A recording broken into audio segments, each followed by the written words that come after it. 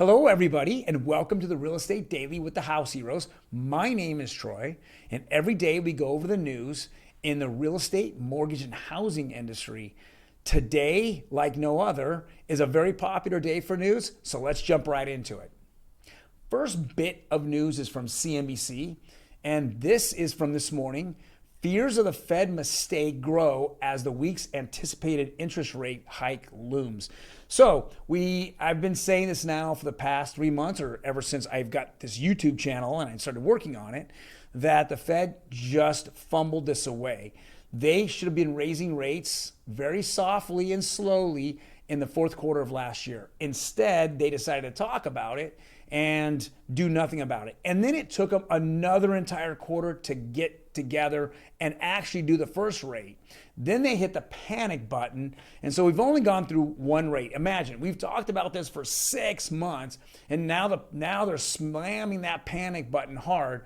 So tomorrow we're going to find out, as they meet today, and the results of what their discussions are will be tomorrow, that 99.9% it's going to be a 50 basis rate hike. Now, I predicted a 75-point rate hike, but after seeing the numbers last week of the potential first quarter CPI being negative, that which is the first stage of recession, I think they're going to make sure it just stays at 50 basis points. But I think that tomorrow is going to be a big day. The 50 basis points will be announced, and then they'll turn around and then they're going to have a news conference. And in that news conference is going to determine how the markets react for the next 30 to 60 days. And it's very important. If they're going to be hawkish, we're going to see a very bad turn in the stock market, in the crypto market, and we're going to see rates go up. If they are hawkish, if they are going to be cautious, okay, or dovish, I should say, and they're going to be cautious, we're going to see a lot more positiveness in the stock market as well as in the crypto markets. So it's a big moment for the Fed. I know they want to curb inflation. I've seen prices kind of float down a little bit, but I think that a lot of the things are out of their hands when it comes to inflation. I definitely think the Keystone Pipeline needs to be reopened, get gas prices, get cut in half, which gas prices are transportation prices, which means from point A to point B when you're moving, food or, anything you're moving or transporting can be cut down in half in energy prices. Then we're going to see the inflation subside. But until then, if we're continually, dependent on foreign oil, foreign dirty oil actually, then we're going to continue to see these issues here with the Fed and raising rates. Next article is also from CNBC, and it says there's a strong disincentive to list homes due to the high mortgage rates, says Black Knight's Walden. So we've said this before. If you sell your home, unless you're moving into a retirement community or a specialized community, you're typically looking for more housing. If you're looking for more housing, if you go to rents, well, rents is probably the worst part because you sell your house, you have all this money, and then you start burning it off on rents that keep going up. Or if then you buy another home, hopefully in another state, so you get you keep a lot of your equity or put it down and have a much lower price, much more, asking price or, settlement price, then you still, though, run into that big 5% to 6% interest rate. With that being said, that's not good. And people fear that it doesn't make any sense to go from a 2 to 3% interest rate, sell my home, get, $100,000 to $200,000 in equity, put that equity down somewhere else, and then jump into a 6% interest rate, and then I'm paying not very much difference from one mortgage to the next. It doesn't make sense, and that's why you're seeing this slowdown and less homes being listed on the market. Next article here says opinion, and this is from the Housing Wire. It says the beginning of the mortgage ice age. And this is absolutely spot on.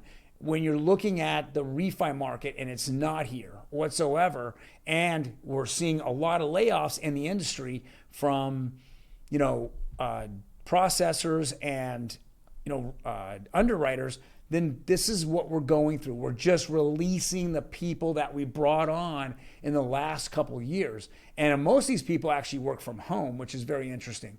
But we're just releasing them out into general public, or, and them looking for jobs that way. So what's happening is that every one of these companies and all the loan officers are tightening their belts and figuring out how they can make the purchase market and be successful in the purchase market. So it's going to cut the fat off. There's going to be a lot of people laid off that just were Johnny B. Latelys, only came in for the refis to get as much money as they possibly could. We're just going to cut that fat off, and we're going to cut it off really quick here. And so we're going to see this little bit of ice age come in where only the lean people, only the people that are really working hard in our industry will survive this, which is good. We need to have this ever so often so it keeps everything balanced. Lastly, wow, what a crazy day yesterday it was in mortgage rates. In fact, it was terrible. You're looking at the 30-year conforming, which is conventional, going up to almost 5.5. We're seeing the 15-year conforming, which is it's over 4.5. It's heading at 4.6. But what really got crushed was the jumbo. And now the first time the jumbo's been over 5% in such a long time. And the 30-year fix went up 10 basis points. 30-year FHA, 30 basis points. 10 basis points.